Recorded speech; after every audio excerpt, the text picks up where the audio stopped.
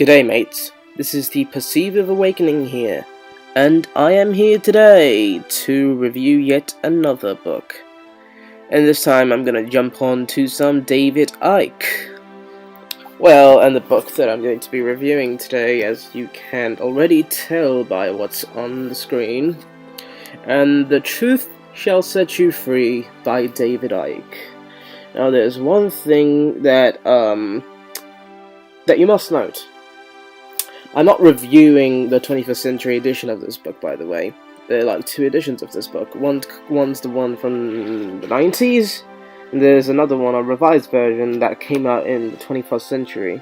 Or after the 2000s. I mean in the 2000s. So let's get started.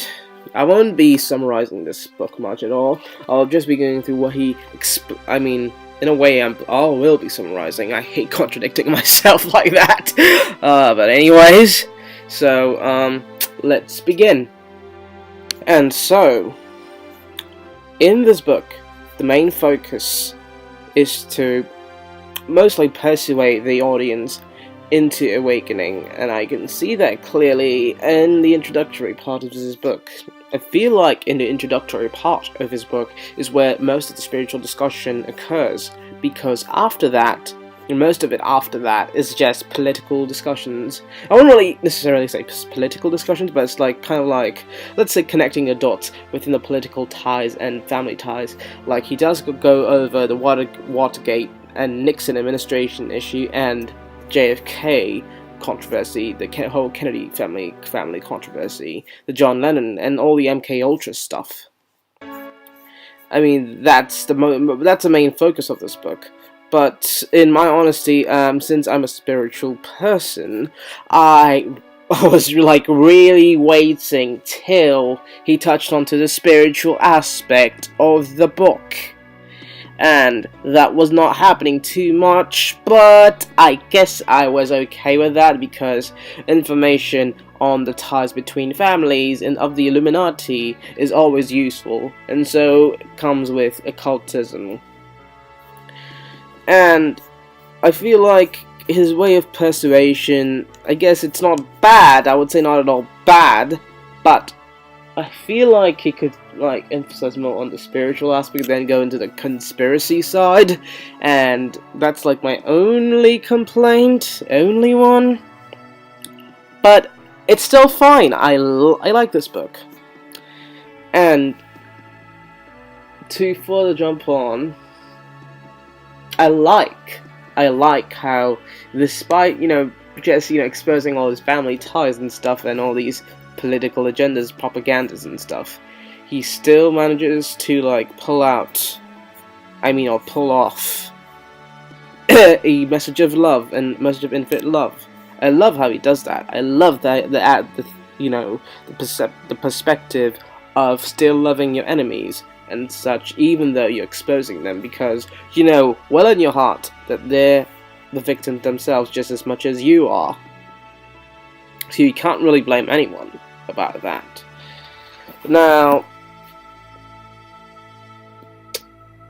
the esoteric background to the whole agenda, I think it's kind of vague in this book, in all honesty. Why would I say that? I mean, it has a lot to do with religions and stuff, and ancient religions, but he does not go deeply into that in this book. And for that reason, if I say you're trying to just scavenge deep and all the way in, I would not really recommend this book for that.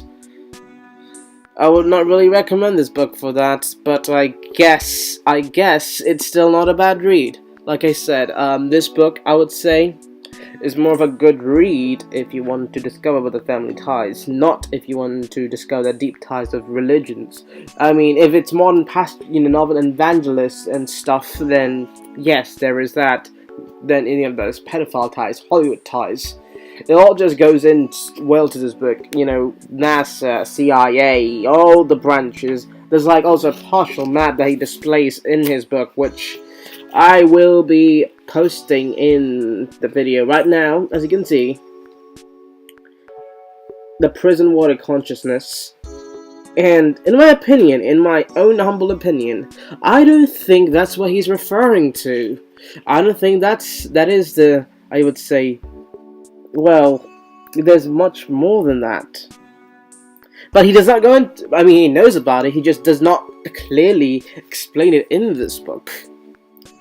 But anyways, there's the whole sole purpose of, getting this book is because if you want to just go deep into the ties of organizations, families, Illuminati, Freemasonry, and, well, Rosicrucians.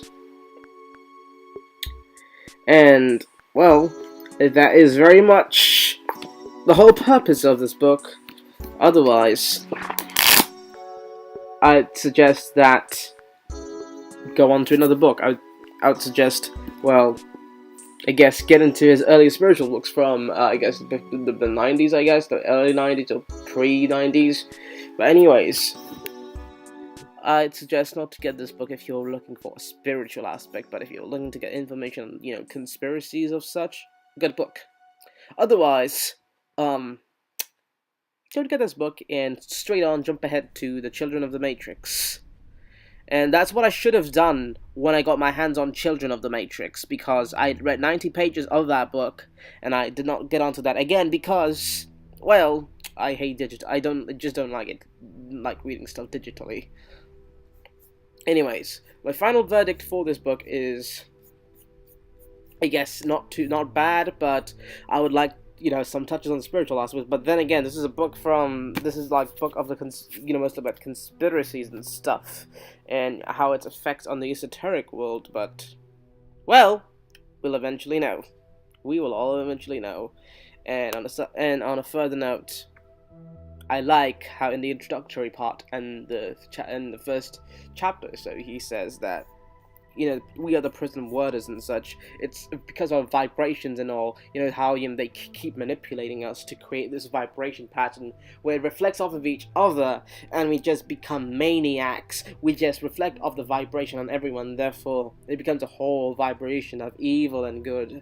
It becomes I won't necessarily say balanced, but he explains that quite well. Anyways, guys, that's it for this review. I hope you like this review, and for my final verdict, recommended plus not recommended. Quite recommended if you want to know about conspiracies. Not recommended if this is the book you're searching for, you want to read for in order to gain some spiritual knowledge. No, go to Children of the Matrix for that. Peace out. Love and light.